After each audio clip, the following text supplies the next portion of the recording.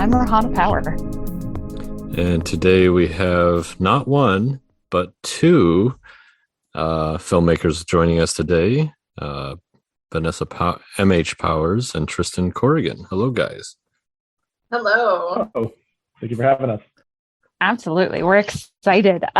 We've got some very interesting, exciting things to chat with you about today, namely a film of yours. But before we dive into that, I want to get to know you both a little bit better on a non-film level. So can you both tell us something fun, interesting, unique about yourselves? Be a skill, a story, some random, cool, crazy thing about you? Literally anything. Do you want to go first, Tristan? Sure. So before we started this, my plan was to tell the story. One of my goals is to get to every state in the U.S. and I'm at 46 of 50 so far, and then get to every country in Europe. And I'm at 18 of like the 32 official countries. But then Vanessa was like, "Hey, you should tell one of your Navy stories you always tell." I'm like, "Oh, that one. Okay." So I served in the Navy for 9 years, and the first ship I was on, our mission was drug hunting in South America. So we would go and chase down speedboats that were transporting drugs. And it's like middle of the night one night, and we're hunting down this boat, and we're going, our helicopter's up in the air. It's like, "Hey, we spotted them. You guys have got to see this." And we're like, "Okay." So we drive our ship over there, get to them, and we're coming up, and we're all excited. Like our boarding team's armed up. Everybody's ready to rock and roll, like to capture these guys. And we get there, and the boat's flipped over, no sign of the people, but all the drugs have ruptured and are spilling out into the ocean. So there's this like white cloud of cocaine all around in the water. And we're like, "Well, we're not going to catch these guys." And we did like a little search to see if, we find the people that were on the boat, and we didn't. We'd look, but in that cloud of cocaine was this shark. And the shark swam through the cloud, got high on cocaine. I mean, like high. He was jumping out of the water, swimming around like crazy, like doing all this stuff. And we're like watching him, and they just, he loses his high and then wants another hit and does it again. And then calms down and then gets another hit and does it again. And we watched the shark go and like get high and lose its high and get high and lose its high for over an hour before then we blew up the boat and whatever and left. And I think so. My fear now is if I ever go swimming in the Pacific Ocean is that there is some cocaine addicted shark out there that can't get its fix. And it's like it's hunting, looking for every boat, every person. Like, are you going to be the next cocaine fix? And it's not going to find it. A little scary there for that one. So that's my cocaine sharks story there. Oh, I mean, he's definitely addicted at this point. So he loved it. Yeah, that's amazing. you really need to take that idea to the Sharknado people. Let them know, hey, this got swirled up.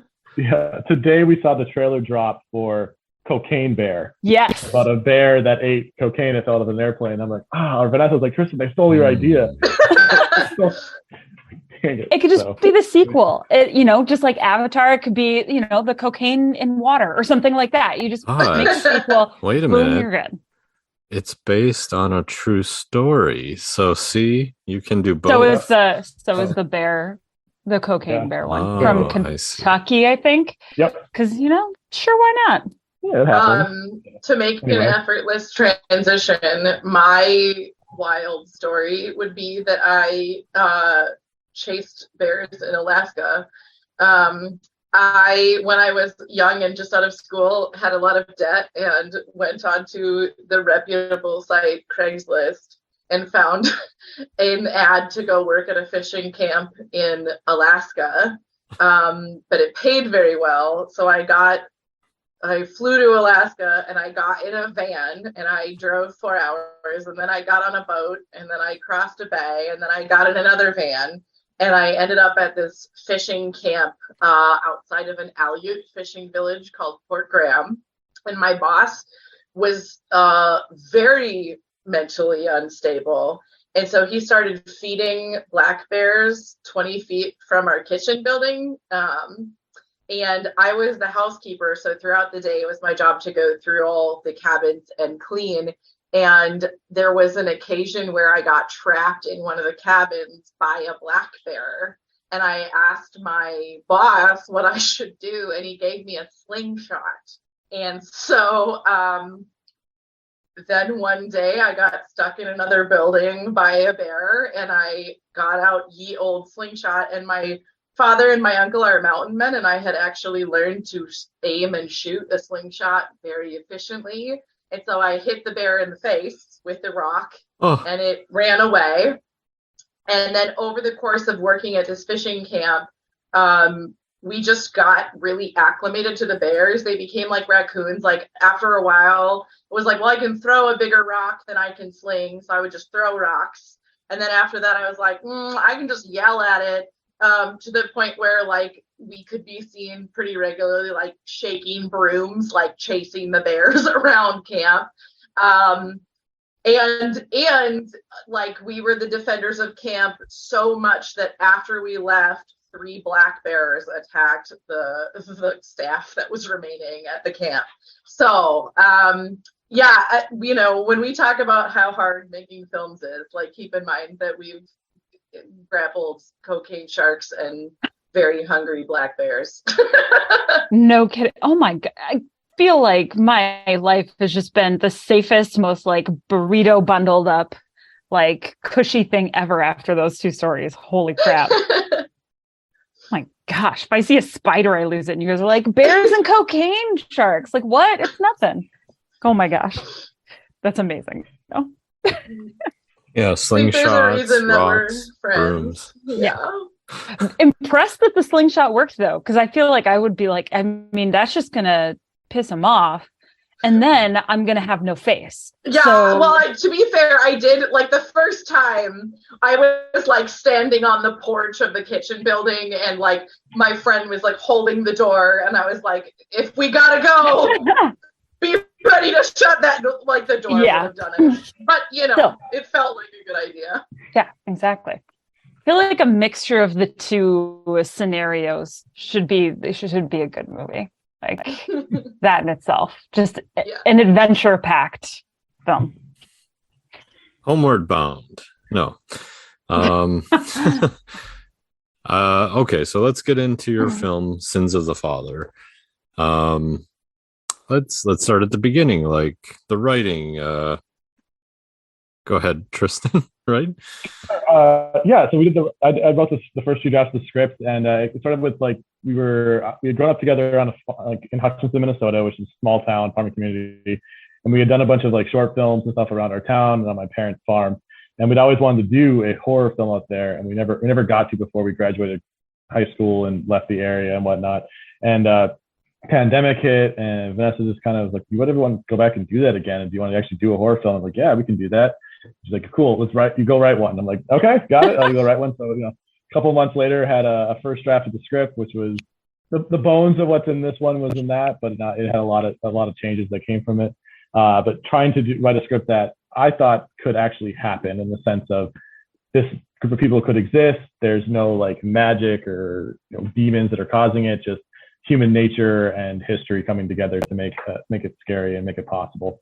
So that's where that script came from. Knowing my own writing, like Vanessa and the other assistant writers were amazing with helping, like, your women vocally are awful, like fix that, and like, yes, you know, like you know my weak points. Hey, he makes us sound so mean. Tristan was like, I can't write women, please help. I wasn't like, you can't write women, I'll help you. There's a difference in the ass. I thought one of the most fun parts of the writing process was, like Tristan mentioned, you know, the bulk of the writing got done during quarantine, during COVID. Mm-hmm. And I had started this tradition called Get Drunk and Read Scripts, where like every Friday, a group of actors would get on Zoom and we would read a movie or a play, or just to kind of keep our tools sharp. And so one of the first readings we did of Sins of the Father was a Get Drunk and Read Scripts.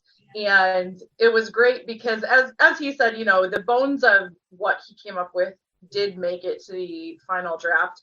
But I think that was when we really realized that the script or the story that we were trying to tell was pretty special, because everyone who read it was like, oh, this is really interesting, this is really cool, this is really fun.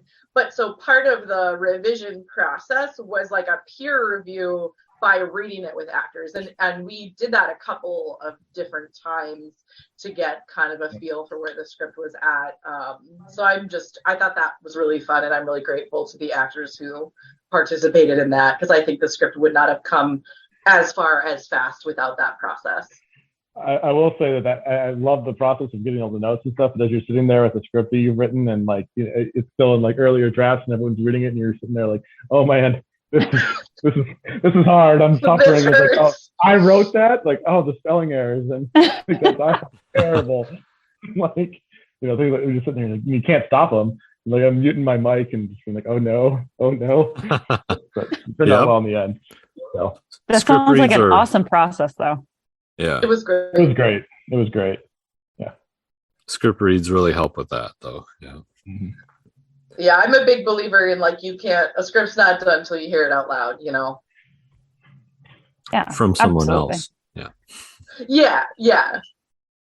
So how did you get the film going? Like, so you have your script finished. How did you two meet then? How did this all come together, really? So as Tristan said, we grew up making films together. We both did high school theater. And Tristan asked me to help with his Star Wars fan film. Yes. And I actually hadn't, I joke that I've been making movies since I could hold a camera and a Barbie at the same time. And that's to an extent true. But I got really into editing like anime music videos and that kind of thing. So my first brush with filmmaking was more editing. And then Tristan was making, or I guess had just started making films. And so we made films together all through high school. And then, he went into the Navy. I went full starving artist. I went to school for theater and then went back to school for film. So just a full disappointment package there. And then Tristan got a medical discharge from his position in the Navy, and had been supporting me from afar, had sent me a camera, donated to a Kickstarter, some things. And so then it happened to be that I had posted on Facebook, I'm working on this film, who wants to work on it? And Tristan's like, well, I can come work on it. And that was in 2019. And that was the first film we did back together since we were 20 years old.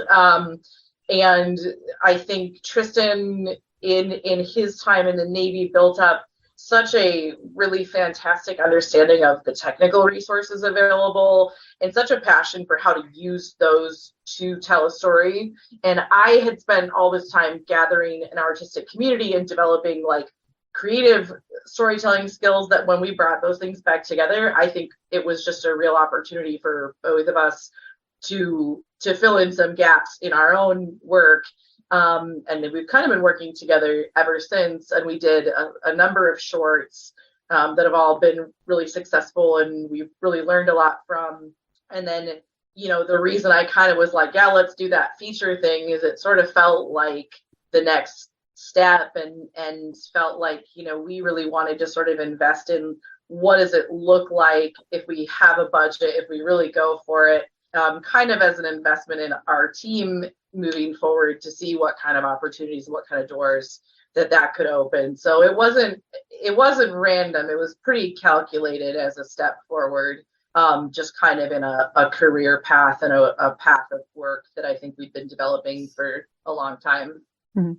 So you guys have been working together since day one, when it comes to film, and then had that time apart.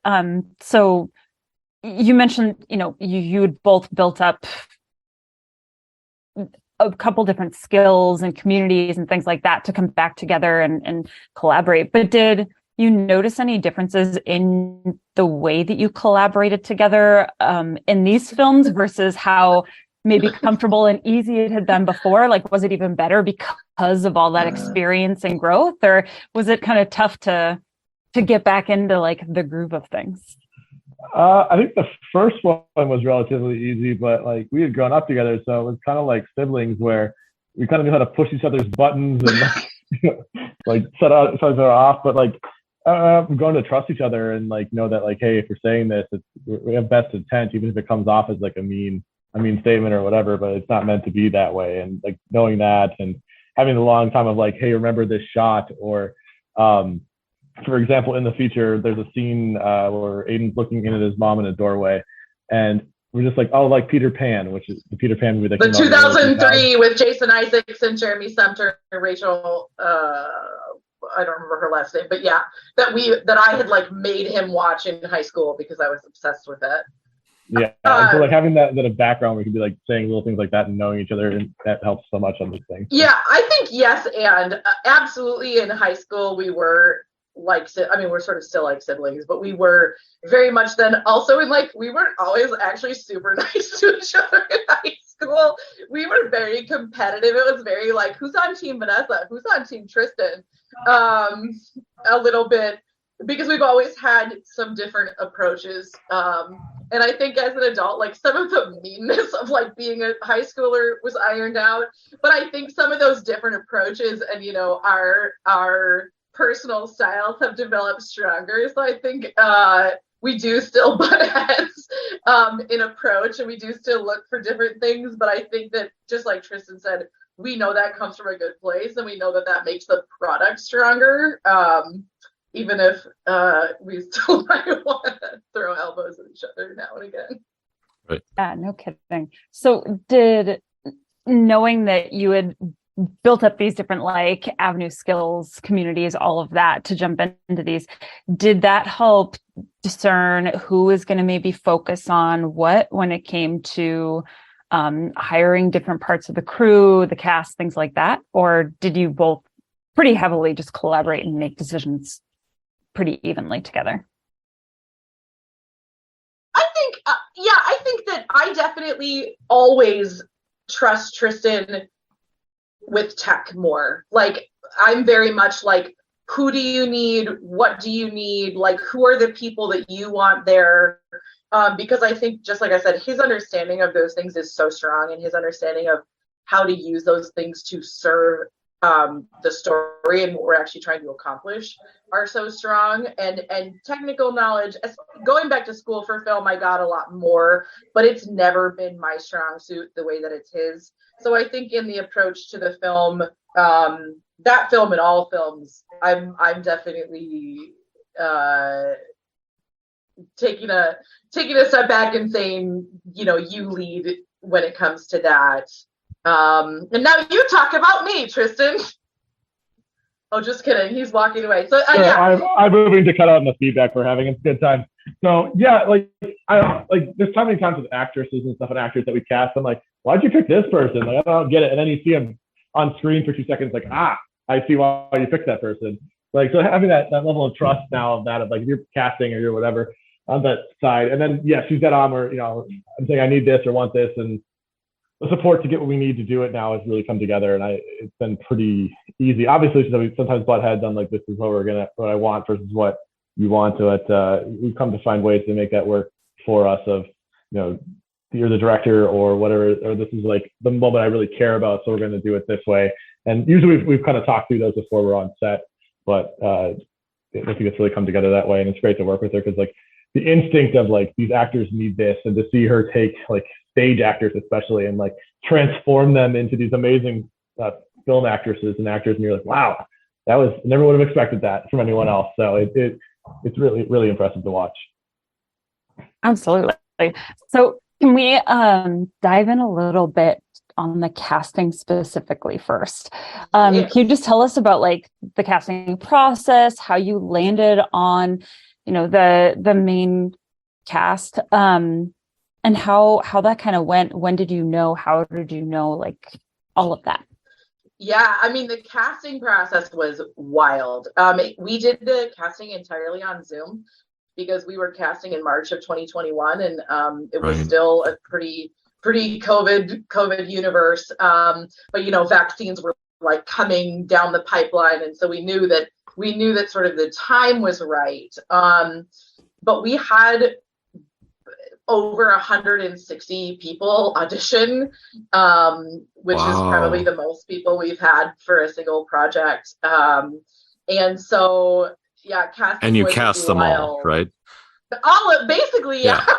We got but so it was weird because I thought it was going to be so hard to pick, but what happens when you have that many people is kind of the traits you like about certain characters or the choices you like kind of sift through, and the people who did more of those than not kind of float to the top. And I think also when you're casting a film where some of the characters are related, right? We had Sarah and Madeline, who were sisters. We had Sarah, who's Aiden's mother. So there's like a certain degree of determination that happens there. Like once you pick one person, it excludes other people because they don't look believably related. And I think that we all felt, Sarah and Aiden were the two most important pieces. And Nora's audition, she auditioned relatively early. And the hilarious story there is that she logged into Zoom like 35 minutes early to do weird actor warm-ups. And she was someone I was like very interested in, and I was worried that she had the wrong time. So we like opened up, we like let her into the Zoom room, and she was like doing actor warm-ups. And I was like, your audition isn't for like 45 minutes. And she's like, oh no, I know, and it was really awkward. But then her audition itself just stood out so much. She was so fully, completely invested in the script and in the character already. And actually, I think the thing she did that moved me the most was like in the middle of this relatively quiet scene, she just like vocalized very like angrily and very like fully. And it just was such an unexpected choice that she just stuck with me all weekend. And then the other part that was so difficult, of course, was Aiden, because he had such a tough job to do, and you're casting pretty young actors. And David was 20 when the film was shooting, and I think he was just about as old as we could have gotten away with. But he was another one, just like from his first email, he was like, oh, I read this character description, like, I got to take a stab at it, just such an appealing attitude. And again, he was someone who just sort of made one really pointed choice, which was we did a scene where his character switches the script and is being very intimidating. And he like leaned into his webcam, and it was just a very strong choice, and he auditioned almost last. And so the second we sort of had those two pieces, so much of the rest of it really fell into place around them. So it was a really, I think, intimidating process that I think at the end of it, I just thought couldn't have gone better, actually. I don't know if there's anything you want to add, Tristan. Tristan was involved in the audition process and the casting process as well. Yeah, we did. So she did 160 plus people in like 3 days. And we all just sat in a room together, hearing interview after interview after interview. And we've all were thinking that we're going to have to do callbacks and everything else. And so they all just kind of fell together and worked out great. And we're like, oh, we don't actually have to do that. Like, that's awesome. So it worked out really, really well. Yeah, it was just at the end, we were all like, who do you want? And we all agreed, so yeah, that's huge. Yeah. So then you have your cast and you're moving into the filming step, the process. How did it work for you, or not work, but what was your experience, having written the script and, this is your baby, watching these actors kind of take it from there, and what were there maybe certain choices, you were just talking about choices in the audition, that they made during filming that that maybe stood out to you? You're like, that's not even what I thought when we were writing this or anything, but like, this is the character, like, with these actors. No, not really. Honestly, like once we saw them having cast, they kind of just clicked in so well that for me, a lot of them were pretty straight on for what I thought they were going to be. I mean, the acting was so high caliber that like even if there was some of that after I saw them do it once, like the old version just disappeared from the brain. And so no, not really, to be honest. Like they totally knocked out of the park. So I didn't have much of that in that sense. There were things that like when I had wrote it, like my memory of the house we were filming in was different than what actually physically existed. So that from like that standpoint, there was a bunch of changes, but nothing like crippling to the movie or like, oh, I'm so disappointed, but this didn't happen. Like overall, not disappointed like that at all. Very, very happy with it. I don't really have anything like that. Vanessa, you? Anything like that? I mean, we did a lot of rehearsal, so I think nothing was particularly a surprise when we got there. That's how I really like to do my sets, is because I think film sets are so chaotic. And like Tristan said, that, you get to location, there's things you have to adapt. Mm-hmm. There's a camera 6 inches from your face all of a sudden. I really like to be like as solid as possible on kind of the expectations and emotional beats for the actors so that they have the tools to succeed. And like, we have a shorthand once we get there. I think for me, if there's anything like that, it was really our cult leader, James Wilsford. We had worked on another film with him where he played an abusive husband, but also like that was our first film with him. And on that set, he like barely talked. He's just a very quiet person. And so I think for me, the cult leader was so wild because it was like the most I'd ever heard him speak, and he has this amazing voice, and I think it was just really unexpected from him that he ended up in that role, and then that he just filled it so well. I think that if there was someone who surprised me, and like we cast him, but like that surprised me and sort of the follow through in the execution, it was probably that. And him just being such like the nicest guy in the world in real life, and to like this murderous cult leader is incredible. He grew out his beard for that and shaved his head, and he's a school teacher, and just I couldn't imagine being in his class and being intimidated by that coming in every day. Like, I will be on time with you this time. He definitely like wrote me an email when we cast him, and he's like, well, so what are you picturing? I hope I don't look like a cult leader already. And yeah, so he shaved his head, he grew his beard, and he did a lot of push-ups because I was like, you're a farmer, you'd be all but the thing also I felt so bad about is one of my friends is his agent, his commercial agent, and apparently there were like gigs between us casting him and us filming the movie that they were like, well, you'd have to shave your beard, and he's like, no. And just would not entertain the loss of the beard. So committed. Yeah. This is a film, come on, Well, I think he does it more. I mean, I think he acts more for like the passion of it than trying to like make a career out of doing like Best Buy commercials. So, I think he definitely prefers the narrative work. But I just was like, oh, we lost too many. I'm so sorry. Sounds like he's had some pretty dark roles too. So that's just recently he played a very nice dad in a short film that Tristan wrote, but he does get murdered. So he has only had dark roles. I think you guys need to write like a romantic like comedy and just make him the male lead. Yeah, since this film definitely screams that, right? So there's a lot of that romantic part of it. Yeah. There's a little romance. You gotta have a little romance story in every horror film, it's how it goes. That's true. Yeah, you kind of have to. It's a requirement. Speaking of casting, real quick, I just have to steer us a little further away. Tristan, your additional tractor man on here, I'm seeing in the credits. Yes. Tell us about that. So it was cold. So we had this shot we wanted in the movie. There's a road called Killdeer, and Aiden's last name means son of a deer, Hirschon.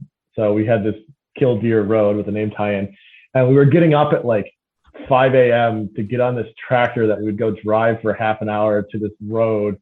And like in a car, you can do 60 plus miles an hour on these dirt roads. And I grew up on dirt roads, and it's really easy to drive that way when you're used to it.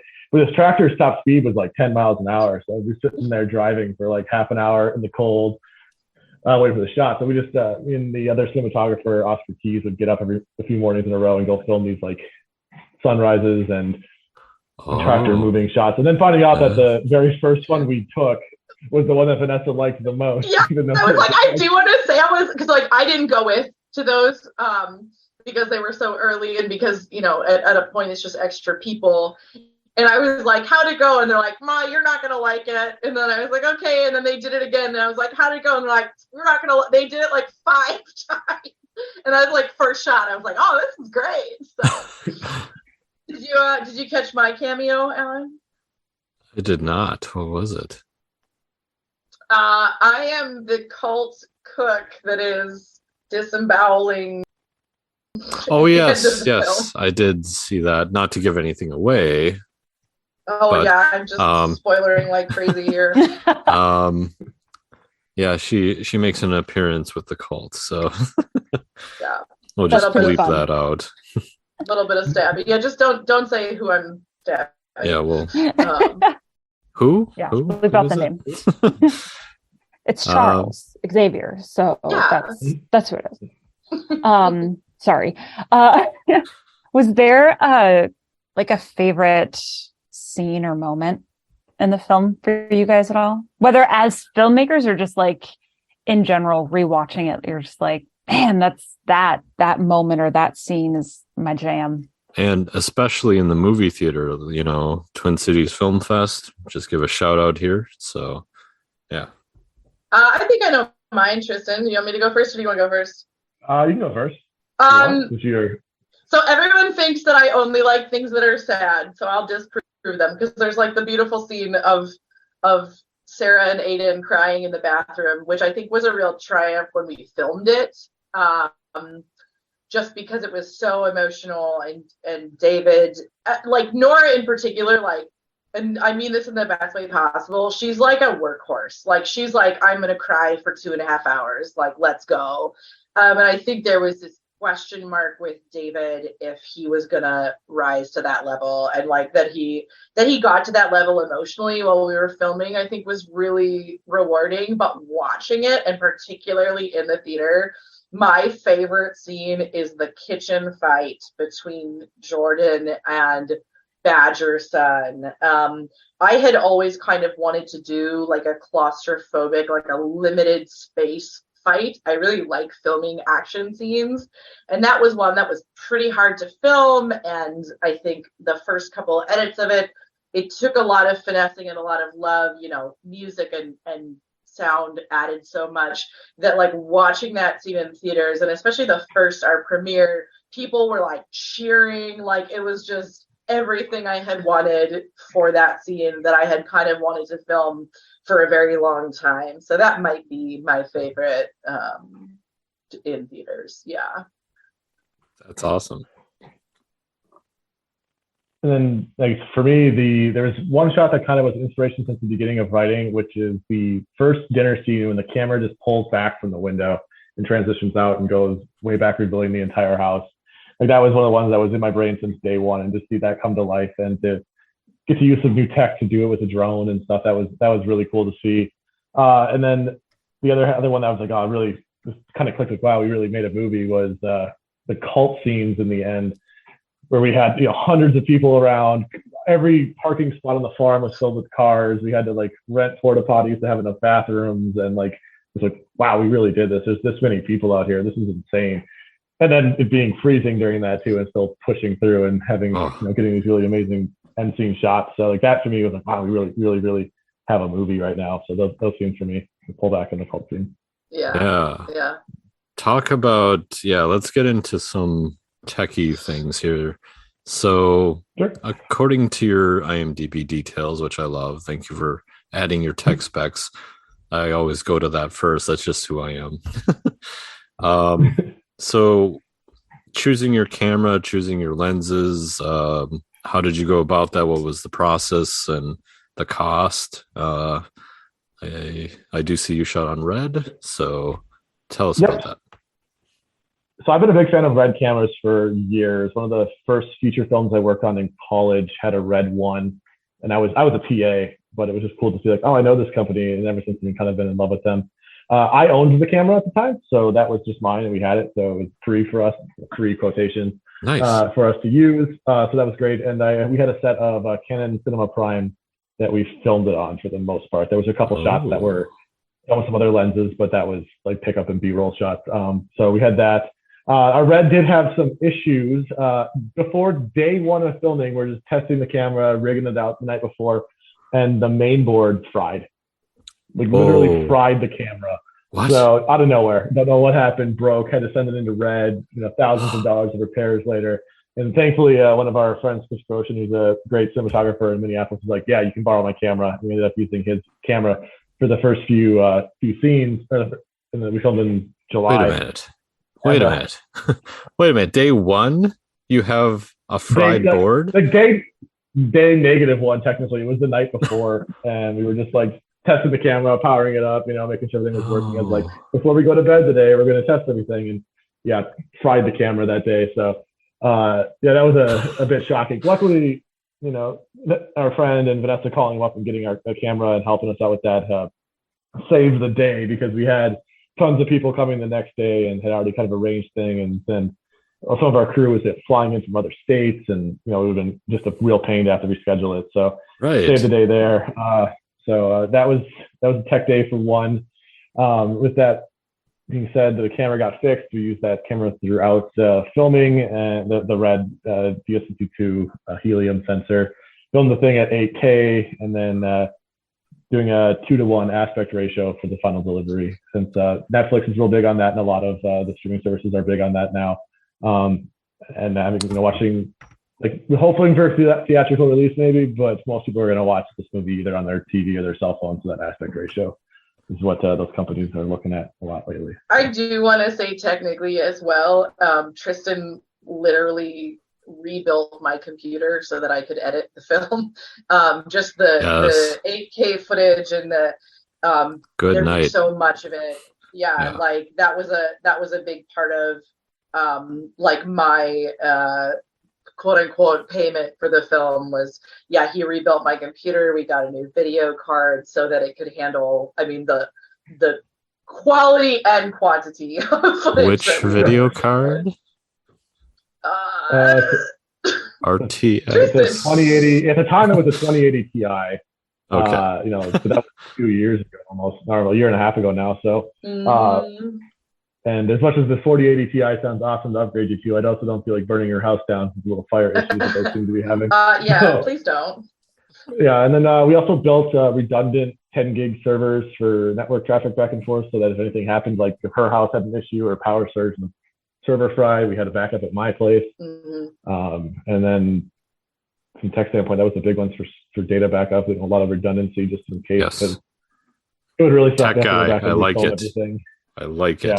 Have dual redundancy in multiple places is what we did. Along with, there's a random hard drive with everything just backed up on it, with just a hard drive in case anything happens in a third location. But I've had that happen on computers before. I know all about it. Like, there it all goes. Catastrophic data failure is something you experience one time, and then you will do anything to ensure that you never experience it again.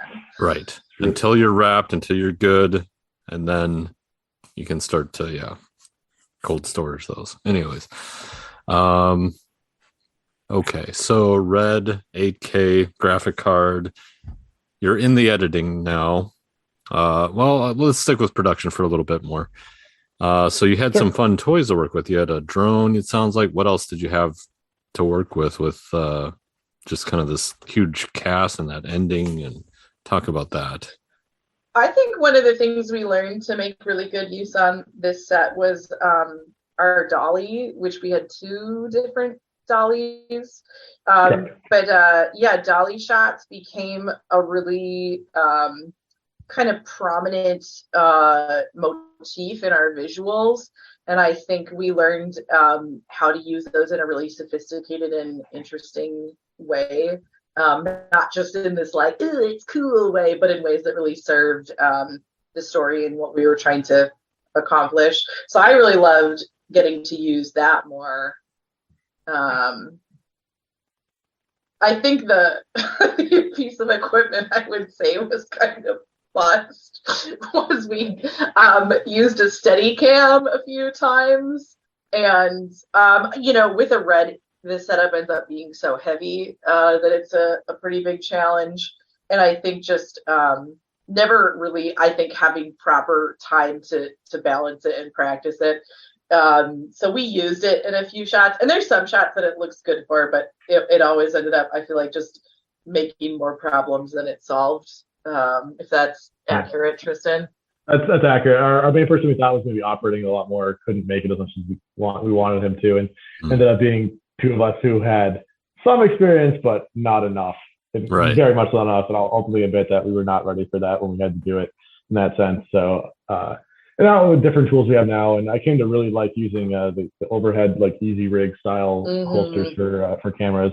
For action scenes, those are amazing, and you don't wear your arms out so quick. So that's been kind of the go-to now, along with some of the more technical stuff we can use. We have like the dollies and the gimbals and whatnot that are out that we have now that we didn't have at the time, that make it just a little easier going forward. So. I think we also had some, I would say our lighting kit for what we were trying to accomplish was small but mighty. But we accomplished, I think, some really great lighting setups with just a really great use of the lights that we had. I don't know anything about them, but they looked really good. Yeah, we've also had aperture lights throughout the film, and having the ability to control it from our phones, and they don't weigh that much, so it wasn't like people were either dropping them because they're so heavy and they don't get that hot, people weren't burning themselves or anything, so we didn't have any accidents that way. So that was great. We did have one light that fan just kept dying, and we shut the light off constantly, and we would just sit there, and like literally one of our interns on the set had his entire job when that light was on was a compressed air can, and if it turned off, his job was to spray it and turn it back on, and it would stay on for a long time. And then if it got turned off again, his job was to go do that over and over again until we were done shooting. And I hope they appreciate how much they did for us for that, but it definitely was a funny assignment. Like, this is your job. Enjoy this compressed air. So. I think I would speak once again to also the quality of the lenses. There's a lot of really dense art design in the film. And I think just how crisply, cleanly that those cine lenses capture things made so much of a difference in, I think when you're doing a feature on a low budget, you're always trying to make it look like you have more than you do. And I think that those lenses, Tristan and I as well have sort of always been believers in like the lens matters more than the camera in a lot of ways. And I think those lenses really made what we had look expensive or look its best. I think we also, because it was, is it Cine, Tristan? Which lenses? The Canon Cine lenses, the Cinema Prime lenses, the CNE lines. Yeah. We had a full kit of those, and they were great. I'm gonna tell a little story. So we did like a short film right before this one.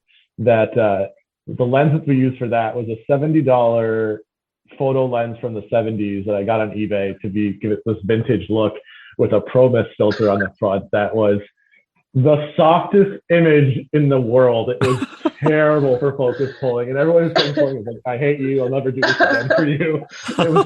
It looked good. It looked good, but it was so soft. And then what was that film called?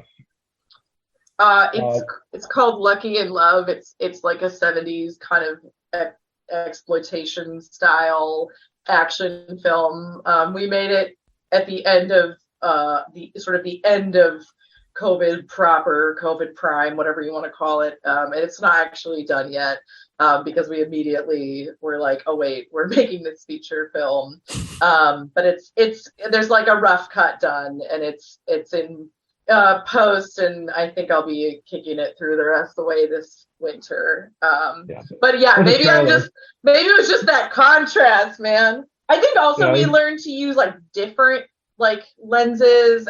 Because I'm a real performance based like artist, like I'm one of those like 85s and 50s forever, And because it was a horror film, like learning to use the 24 and the 35, particularly the 24, when it maybe isn't your first instinct to give the images like a weird, bizarro quality and to stretch the space and make it feel unfamiliar, I think was also something that we did on this film that we hadn't done as much previously.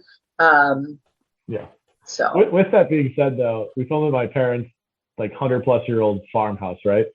And nothing in that house is even or straight in terms of like what it was built at. Was like square corners, just like, they weren't invented yet. So when you get the 24s, like so much like reframing and like trying to adjust that to make it look square. And man, so many of the spots in there just don't line up that way. But turned out beautiful at the end. The house was great that way. But I was gonna go with that. But yeah, so nothing was square that way. Lenses looked great. We did have random times where lenses we thought would look amazing and the shots just didn't. But you work around those issues and find one that does, and hunt for the shot you want and find it. But like, really, Vanessa's vision for this and working together with the other cinematographer and whatnot, like it actually came together really smoothly in terms of the shots and getting everything she wanted. And she put a motif out there of everything here is a frame within a frame. So a lot of the shots are through a doorway, through a window, through something that like frames around the actors or frames around the scene. Yeah, and notice that. It's amazing how well that turned out with her guidance to the camera crew. So that's amazing. So I'm gonna bounce us over from tech to stunts. Can you speak to stunts, especially during?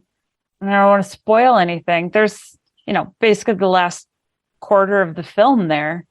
There's a lot going on. How did you guys approach that? Yeah. Well, as I said, I actually really love action films, or filming action. We had done the first short that we did back together had a pretty great fight scene in it, and then we did a sort of a whole short based around filming the best fight scene that we could that won Best Fight at Z-Fest in 2021. So like action was not a new creature to us. We always approach from a mindset of safety first. I was a little bummed. I had really wanted a female stunt choreographer, and we were working with one, and then she got booked on another thing, and we lost her. But we worked with Lee Fillingsness, who's great, and who came through pretty last minute for us. And the thing that Lee does that I like is he really takes context into account when creating fights in terms of what the style of the fight would be. So you say, Jordan's character, she's in the Navy, right? That's why she's like a kind of a badass and a pretty formal fighter. She does some boxing. But some of the other characters, Rachel, when she's getting tossed around, she's not a particularly physical person. And so like the way that she does things, the way that she responds to things is different. So our producer, actually, Abigail Blue, she was the one at the stunt rehearsals, because the stunt rehearsals, because of this sort of kerfuffle with the crewing of the stunt coordinator, were happening during shooting. Like it was like Tuesday they'd go learn a stunt and then we'd shoot it Wednesday or Thursday. So she went to the rehearsals and like filmed them, and then due to work schedules and some COVID safety things, we couldn't actually have our stunt coordinator on set. So we had my friend Brenna Erickson, who's a chiropractor, as our like safety person on set. One of our makeup folks, Renee Chiswick, is a nurse. So we always kind of had a safety person there. And even things like the shovel to the back of the head, I assigned one of our interns to like stand to the side and make sure the person wasn't like drifting off their mark, right? So always safety is at the core of our stunts. And then because I do a lot of stage work, I kind of have picked up a little bit of stunt knowledge and certainly a lot of stunt safety, and then also like working with choreography in terms of dancing and stuff. So overseeing those, I think, and adapting them is something that's really comfortable with that background. But like I said, we were really excited to have the fights we got to have in the film. Tristan, do you want to talk about the approach to shooting them at all, moving onto that like shoulder mount and like handheld feel for fights? Right. So the second half of the film switches to like a lot of, the first half is very tripod, dolly, stable, and the second half is much more fluid. So we switched to, she's at the shoulder rig and the easy rig, which is way more fluid feeling. And for me, like a lot of selling the punches, selling the kicks, kind of thing like that with the camera was what we're going for. And then we also had a lot of like cross movement, especially in the kitchen fight scene of going over things that allowed us to make it feel like they were moving a lot faster than they were. And also inserts of like the feet and things to cut away to, which was fun. So for me, like seeing that movement and also just having that energetic feel to the camera that stayed with them at their level. So like instead of like feeling like you're looking down or up at them, a lot of it was at the level, so you're in the fight with them is what we were going for with that. Yeah, I love that. I think that like that's part of the fun of horror movies, right? Is getting to be a little vicariously scared. And definitely the eye level works to really put you in it with the characters, I think was one of the things about the fight that I really liked. And keeping in mind like the emotional core of the fight, right? That you're following a character you care about. So yeah. I as someone who is like I am terrible with scary movies because I'm like a 3-year-old. I just get scared with the small thing.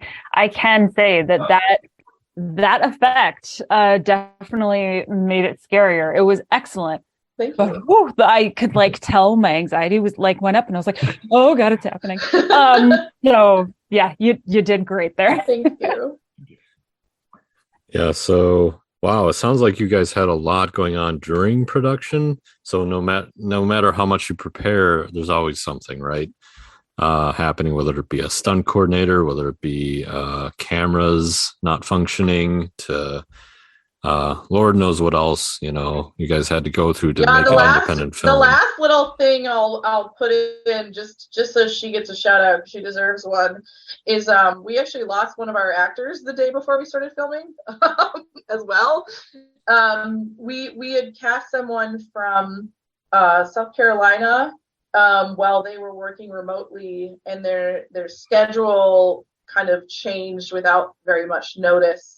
And suddenly it was going to become really difficult for them to stay involved in the project. And our other cinematographer and lighting designer, Keys, that we've mentioned, was like, well, I bet my friend Trell would do it. And so Trell Brennan, who played Jordan, actually like literally signed on to the film less than 24 hours before she got on a plane, because she lives in Atlanta. And so she signed up to literally fly up and just sort of live in Minnesota for a month to make this film. And like I said, I just feel like it was so, I mean, it never could have been anyone else.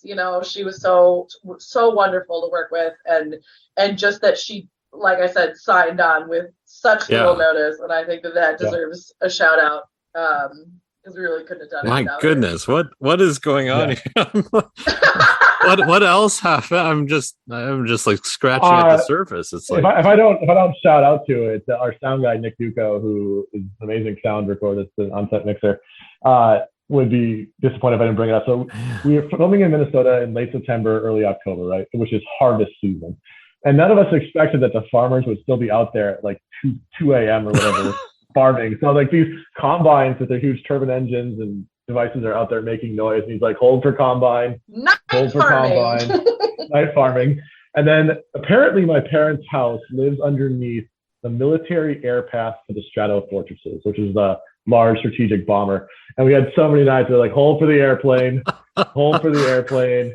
And it was like every 5 minutes, another like military bomber would fly overhead. Why are you flying so low? What's going on? So yeah, he did an amazing job with the sound and super easy to work with. He also has a hidden cameo in one of the basement scenes, which he is super happy with and wanted to be in. So he's in there. Yeah. So, I'm trying to think of any other really crazy stuff. There were turkeys roosting in the trees while we were filming the altar scenes. Tristan gave me a machete and was like, if the turkeys wake up, you know what to do. Spoiler alert, I did not, but they did not wake up, so it's all right. That's true. Yeah, I mean, I think the thing about making a feature film, I mean, I feel this way about making any film, but I feel like shorts do seem a lot easier now, is that, like, exactly what you said. You need to plan for everything you can think of so that when things you can't think of happen, you're sort of ready to roll with it. Yep. Oh boy. I know the glitches of tech. I know even in short form, and then of course feature film, you're organizing, scheduling, all that, and then you bring it together here for editing. Did it all turn out as you had hoped, or what do you think, Vanessa? Editing, especially as we talk about this like crazy roller coaster production, editing was actually really smooth. Good. We had, especially because Tristan let me be so involved in the shot listing process, that vision from start to finish was really strong, and we had really shot for the edit. So, and then we had script supervisors on every shoot. So really the footage was organized, like the takes that we liked were clearly marked. And it was very much, I think, it took a while. We finished filming October 18th, and I had our first full rough cut December 1st. But it was really a smooth process. We had really shot in a way that made the edit, I think, pretty easy, easy, quote unquote. I think there were a couple scenes where, you could tell it was late and performances were a little inconsistent. There were a couple scenes where, there's a little focus problem there. Oh, there's a C-stand reflection in that window, all that kind of little stuff, but nothing that wasn't fixable. I think the thing in post that happened is, because we really were making this film to be entertaining, to be mainstream, hopefully to sell, there were some like artsier choices that I think got left on the cutting room floor. Particularly, I'm a really big fan of like Japanese film, Chinese film, European film. Like, I really love to sit with things. If someone lets me, I'm like, if these two characters just stare into each other's eyes doing nothing for 45 seconds, that'd be neat. And Tristan is a real big fan of like seeing people walk in and out of doors, which is also not a popular film choice. And so I think the thing that changed the most through post-production was probably pacing. There were some things that we lived in, I think, a lot longer than when you get into the film. And I'm in love with the pacing we ended up with, especially in that last third when things get really exciting. I think there were things that, this emotional beat tied up, this long shot of this thing, and you realize that that's not important. We just want to get to, the next exciting thing. So I think that like the biggest adjustment that it went through was pacing, was really picking it up to what would be considered a more mainstream pace, and something that really served how exciting the climax was. And we went back and forth on some of those cuts, I think, quite a bit. There were also, I think, some slightly more cartoonish things that ended up on the cutting room floor. And I think what we ended up with was great, but I think the changes that it went through were mostly to really streamline the pacing and make a really strong, because also the first cut of the movie was like 2 hours and 5 minutes. And I am a really strong believer in like a genre film like this, that like 145 is as long as like I can believe this would be interesting to someone. So getting it tightened up was, I think, the main, quote unquote struggle. And it really wasn't that hard. It was just figuring out what served and what didn't. So how do you guys feel now that it's done? You've screened it at festivals, and now your past has collided with your future, so to speak. By the way, Vanessa, I have to compliment you on your sound editing. I loved it a lot. It was just very well done. I can't take credit. I'm 1 quarter deaf in my right ear. I can take no credit for the sound editing. We worked with Mike Hallenbach of Cool Cat Audio, And I just tell people, like, he's an artist, like, truly someone who understands, of course, the tech required, but like some of the soundscapes and things that he built for us, you know, I like got together with our art director and was like, oh, if there could just be like fluttering wings here, you know. These really wanted to give nature and the land like a presence that was imposing. And Mike was just like, oh yeah, okay, like that. And he just such a deft hand in. Oh, he did Solitude too. Okay. Or Yeah. American Beast, I guess. But yeah. Yeah. Cool. Mike has such a deft hand in crafting sound. Well, preem it's job really, for Mike, definitely. Yes. And then our score, Nick Montopoli, yes, from Virginia and Texas, recorded our fantastic score. Can I tell that story? Sure. So Nick, applies since it's his test stuff, and we have a Zoom we did like oh my gosh, so much. We did an open call on Facebook for composers, and then and then Nick sends the stuff in. We have a talk with them in a Zoom call, and we're like, hey Nick, where are you? Like, where do you live? And I live in Virginia, right outside of DC, and Nick's like, I live in Virginia, right outside DC, and we're like having this Zoom call with Vanessa across the country, and we're like half a mile apart. Didn't even know each other, so it ended up working out really well. Yeah. I had a beer with him afterwards, so it was just kind of funny. And like the guy we picked was literally down the street. Yes. So yeah, our score is amazing. Chef's kiss.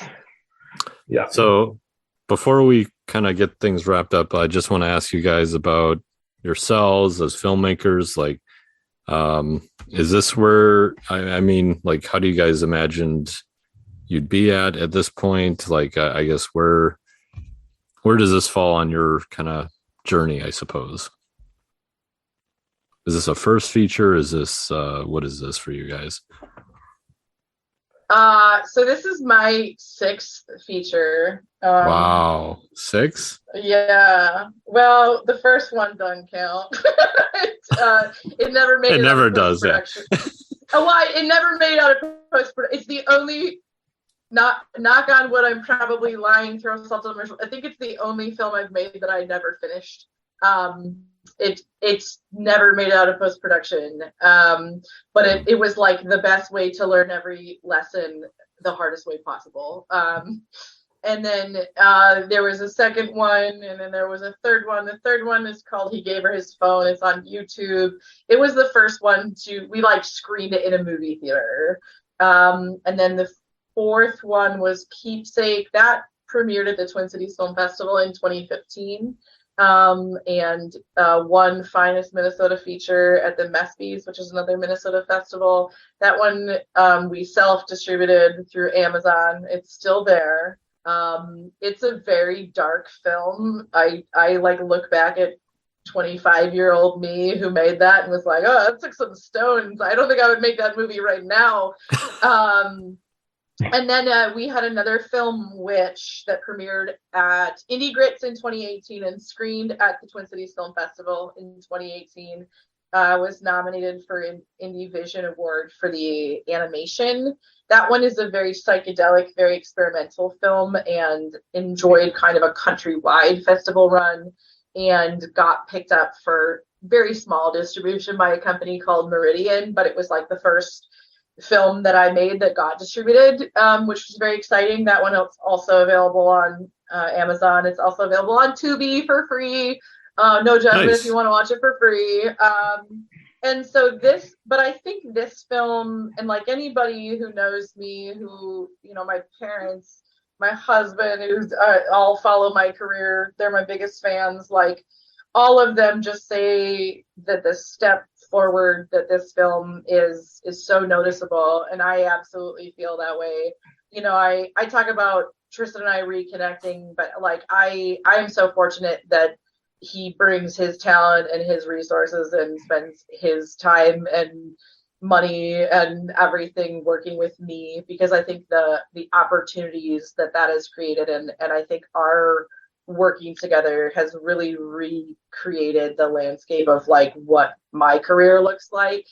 And I couldn't be more grateful for that. I think that, my goal is always like, I would like to make movies that do well enough that I can keep making movies. And I don't know how close I am to that. But I think in the meantime, making movies like with a team who believes in each other and making movies that like do move the audiences that they get to reach. I just couldn't ask for more besides to keep doing it. So I feel really, this film has been this, I think, this incredible milestone that we like pulled up a hill with everything we have. And I think it feels like the start of something really significant. So that's sort of my feelings on Sins of the Father. What about you, Tristan? Well, that's going to be hard to follow. Thanks for that setup. So my Navy career, as I said, I started as in the Navy for 9 years. And one day I went into the hospital for a sinus infection because I was like in pain. And the doctor's like, hey, something's wrong with your eyes. And then 2 months later, my career was over. I was done. And I thought I was going to go for 20 years and retire. So, and I've been doing like small film stuff on the side, like borrowing Vanessa equipment, staying in touch. But when that happened and having the chance to come back to a supportive community and actually do my passion and be involved again was awesome. And that feeling of, hey, I actually want you here. Let's do it. I think there's a little disappointment I'm not living in Minnesota, but one day that'll change. Trying to maintain, paying for stuff. I don't have a husband or a wife or anything like that to support me. So I have to unfortunately work still, but getting through that. But I'm actually just surprised that we've done as much as we have. Like I was not expecting this, but for me, everything we're doing is like major steps forward and just like really amazing to me that like we're here and doing this. And I kind of view myself as more of a supporting character in all of this, as someone that provides the extra little bit that makes it happen. So the fact that I actually got to write something and make a feature of my own with help, obviously, and that's me. But like having Vanessa there to make that happen and whatnot was amazing. But hopefully I can continue to support her and let that career actually switch from having to work a full-time job to support this to, as she said, like have a job that in the film industry that pays the bills where I can make movies and have a house still. So that's where I'm hoping to go with it. I have not done as many features as she has. My first ones were as a PA when I was in Iowa going to school, and that was a blast. But you're just a PA. You're there. You're not a decision maker. You get coffee and batteries for people. Don't say just a PA. Our PAs might hear this. You're not. Fair enough. I do PA. love our PAs. At the time though, it was definitely there. Like that's what they treated us on that stuff. We try to let our PAs do as much as they can, and when they're on ours, and I love our PAs because every little thing they do for us is one less thing that we have to do, and it makes everything go so much smoother when you have some. I was a script supervisor. Gotta love a script supervisor on set. They're always amazing. But for me, any chance now just to keep making movies and hopefully one day have a full-time job in this career path would be amazing. So working towards that. Right now, it's Sins is not paid off yet, so can't really leave the current job until that's done for a while. So hopefully, when this sells, that'll change. Right, I get to go make the tough decision of do I walk away from this government job or do I stay with it? But hopefully, it's go towards film when this thing's all done. Right. Yeah, absolutely. All right. So the last couple questions we have. The last one's a doozy, but the first one's easy. If people want to get in touch with you, if they want to work with you, maybe they want to see your films, see Sins of the Father, how can they, connect with you or find this film? So sinsofthefatherfilm.com. It has both of our company web pages on it. It has contact information. It has the trailers, behind the scenes videos, photos, all that if they want to see it. We are not sold yet, so we are not available to watch.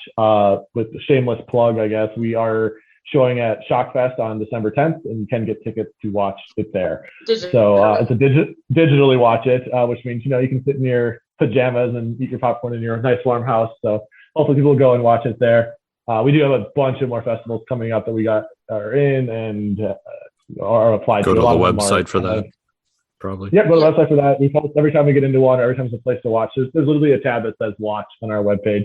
Once it gets picked up, hopefully, by a major distributor, we will have that updated as well with where to buy DVDs and where to watch it. But as I said, our web pages are linked below, our contact info. We check the Sins inbox every day. So if anyone sends us anything, and we're always looking for new people to work with and collaborate with. So if anyone does want to, we're down for it, but reach out. And the best way is just say, hey, I'm this is my resume. I want to do this on a set, or I want to learn this. Like Sins and actually the last few of our films have been really training events for a lot of people. We had the TCFF interns, we had Ogburn students at our last one, and I feel like other people coming in like, I just want to learn. I want to do something small on your set, which normally turns into, hey, you're super talented, come do this other bigger thing with us. Or, you started off as X, but now you're doing Y. And having those people on set just to see that level of like excitement and energy there that they bring, and the wide-eyed people looking at everything, if it's really cool, which it is really neat to see. So yeah, please reach out. We always want to meet new people. Yeah, my website is oxford-films.com. I have links to those features I mentioned. I have links to our short films that aren't still on the festival circuit.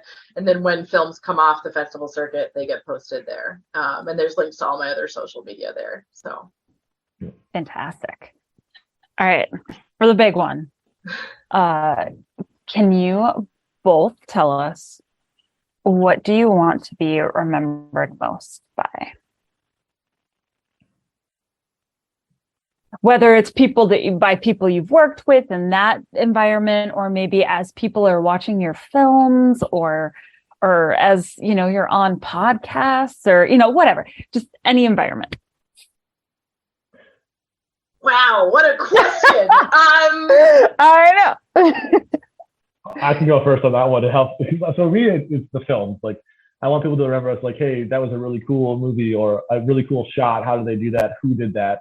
To remembered by. For me, a lot of like, so I said earlier, I have multiple sclerosis. This is why I got diagnosed in the Navy. Like, I know my time is somewhat limited, and to know that like, hey, I'm gonna be remembered. Having that come out like that on a film, like, oh, this is someone actually wants to know what we did and see. So for the film, to be honest. Yeah.